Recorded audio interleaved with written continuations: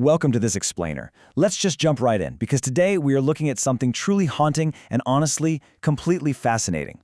I want you to picture a misty sunrise over a totally empty stone village. The wind is blowing through broken windows, and there's just a lone crow flying overhead.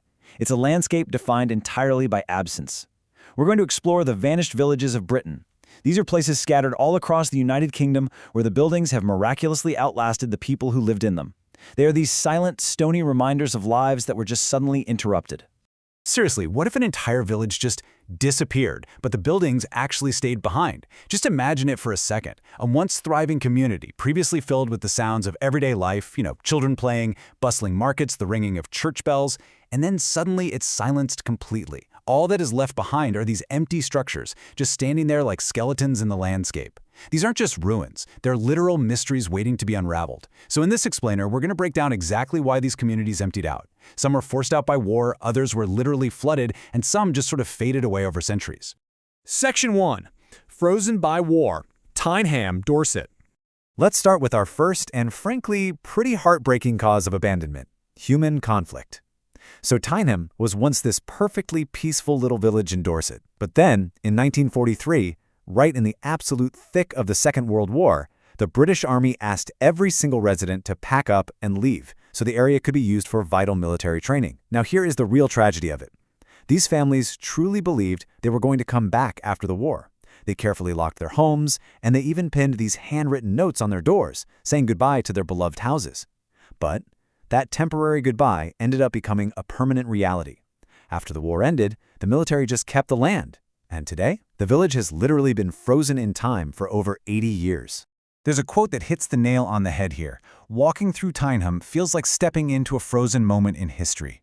Because you have to remember, the village wasn't destroyed by bombs or anything, it was just left behind. The abandoned cottages, the old schoolhouse, the village church, they all still stand exactly where they were left in 1943.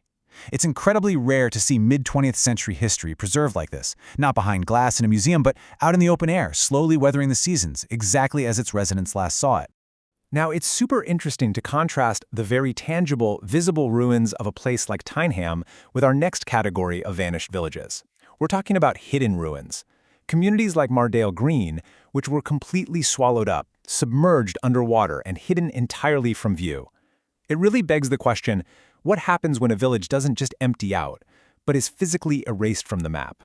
Which brings us to Section 2, Beneath the Water, the Sacrifice Communities. So, as we just touched on, not every abandoned village is still sitting out in the open. Mardale Green is a prime example. It was sacrificed to create huge reservoirs to supply growing cities with drinking water. As cities expanded and populations boomed during the industrial age, the demand for resources skyrocketed. And because of that, entire communities were forced to leave their homes forever. It's a crazy image to picture, honestly. As the waters of these massive man-made lakes slowly rose, the streets, the bridges, the local churches, and the family farms just disappeared beneath the surface, all to hydrate expanding cities that were miles and miles away. But wait, here is the absolute wildest part about these sunken villages. They actually aren't gone forever. During periods of drought, when the water level of the reservoirs falls significantly, the hidden stone walls and old roads are revealed once more. For a very short, fleeting window of time, these underwater history capsules rise back up to the surface. It's almost as if the village is taking a quick breath, offering us this brief, ghostly glimpse into a sunken past before vanishing right back beneath the water as soon as the rains return. It's totally surreal.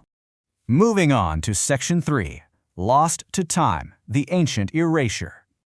All right, let's step way back from these 20th century disappearances, because if we look closely, we can find medieval villages across Britain that vanished completely centuries ago. Now, unlike a single event, like a wartime evacuation or a dam being built, these ancient communities faced a relentless wave of converging catastrophes. We're talking widespread disease, devastating famine, massive shifts in changing agriculture, and crushing economic hardship. I mean, any one of these things would be incredibly tough for a village to survive, but combined, they systematically forced entire communities to just abandon their homes and desperately search for survival somewhere else. Because these places were abandoned hundreds of years ago, today many of these locations simply look like peaceful, empty green fields. You could literally walk right over them and have absolutely no idea that people once lived, loved, and worked right beneath your feet. But modern archaeology has managed to uncover these forgotten streets, homes, and churches buried just below the soil. In a way, the landscape itself is acting like a giant vault, securely holding their stories safely beneath the surface, just waiting for us to brush away the dirt and listen to what they have to say. Section 4. Reclaimed by nature, the inevitable return. We've seen how villages are emptied by war, by water, and by time. But what happens next? Well, without people there to maintain things, nature takes the land back with incredible speed and efficiency. It happens like clockwork. First, the roofs collapse, which opens the interiors up to the elements. Second, the stone walls start to crack as frost and roots take hold. Third, trees actually push right up through the old cobblestone roads.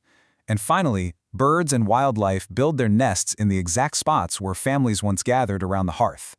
It's this stunning, methodical transformation, watching a thriving human community slowly be swallowed up and turned back into a wild forest. There's a saying, even our greatest buildings cannot stop the passage of time. And wow, is that true? Looking at these ivy-covered cottages, with full-grown trees literally growing straight through the rooftops, it's a stark, humbling reminder of time's unstoppable march. We build with stone, we build for permanence, but the very moment we step away, the clock starts ticking on nature's reclamation. Finally, Section 5. The Ghost Villages, Time Capsules of Britain. So, what do these haunting ruins actually represent for us today? Well, there's so much more than just piles of old, silent stones. Every empty house tells a story. Every broken church remembers a community.